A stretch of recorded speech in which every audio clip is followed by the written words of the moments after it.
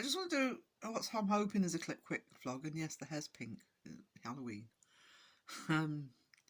But I just want to respond to a video put out last night by the Calm Mind Collector by Harmony of Hearts.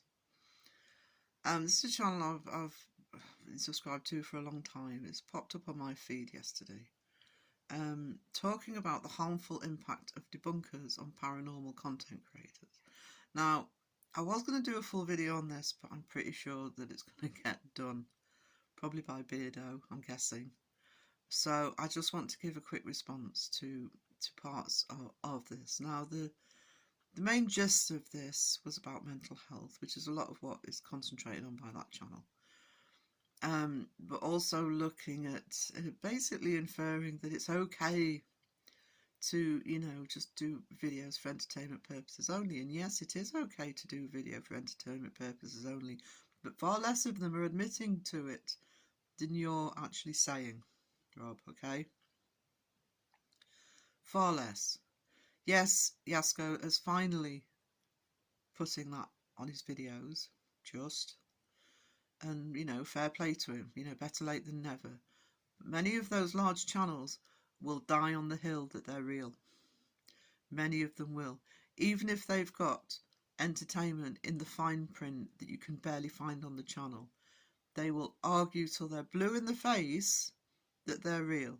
And they have followers who will argue till they're blue in the face that they are real, even when they've been debunked, or even if they're using questionable tactics. Okay? They will say that they're legit. Let's not beat around the bush for that. Now, I'm not excusing every name calling that comes out. Sometimes I cringe, and I'm not easily shocked. But what I want to address is the idea that, it's affecting mental health, all this bullying. Do you know what affects mental health? And this has been found out time and time again by a lot of channels in this community who get messages, who get emails, including myself, by people who are struggling with mental health. And the reason that they're struggling with mental health is they've had a loss, they've put their time and effort and sometimes money into these channels, watching them and supporting them and looking for answers, and because they believe that everything is real, they are being conned.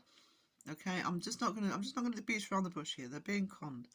And when they realise that the channel isn't real and they have no proof of all the answers they are looking for, then you get trauma. Then you get people who are getting even more upset, more traumatised, more unhappy with what these channels are putting out. I personally have no problem with a channel saying this is for entertainment purposes only and being upfront with their followers as to what they're doing. Look at Tim Moseroff.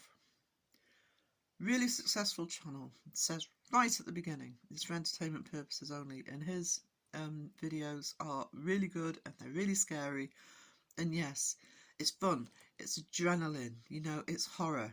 But if you're pretending that this is real and that you're pretending that you can give people answers, then that is traumatizing, and that affects mental health, and that is affecting people's mental health. It has done in the past, it is probably doing so now. Okay, so I am a big believer that you say what you think. I am. But what I just wish you'd done was a little bit more research into this subject and a little bit more understanding into what the debunkers are actually doing and why they're doing it. And this old argument, it's for clicks and views. No, it's about, every debunker I know is passionate about exposing channels that aren't doing it properly, that are pretending to be real when they're not. Okay? Doesn't matter whether they're a small channel like me, under 1,000, or whether, people are in the thousands and thousands of subscribers. That is the point of being a debunking channel. Okay? Let's face it, if you want big channel big clicks and views, the easiest way to do it is to go out and fake your content. It's the easiest way to do it. It isn't to have a debunking channel. And most debunkers will tell you that. Okay? Even the biggest debunkers will tell you that they've got to work to get clicks, to get views, to get people to look at the content, and to get people to listen to the message. So please listen to the message.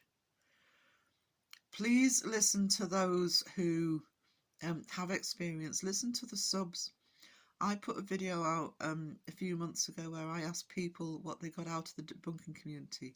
I had people, for the most part, who had mental health issues, who had experience of being conned by these channels, who had illness that they couldn't leave the house, and the community was there as support. The community was there to help them through it. And what you don't see, what so many people don't see, and this is happening all the time, is what you're looking at is the 30-minute video that's going up on YouTube, or the 2-hour live stream that's going up on YouTube. You do not see, even myself as a small channel, how much goes on behind the scenes, how many messages you get, how many emails you get, how many discussions you get on forums about the impact that these channels have. People reaching out for help, people reaching out for advice. Most channels will not talk about it or will barely allude to it. I think it's probably the first time I've done it, but that does happen. So don't think that mental health isn't being addressed and isn't being thought of, because it's being thought of all the time by the debunking community. It's not being thought of all the time by a lot of the channels who are either outright fake or are not doing it properly because they just want the clicks, the views, the jump scares. Ooh, demon, and he almost died. Okay? Now, like I say, I was going to put a longer video out for this, but I think it will be done. If it isn't done, I will put a longer video out and go through that that video as a reaction. But I suspect it will get covered. But that's my thoughts on it. People may like what I said, people may not like what I said. But for me, that's just the way it is.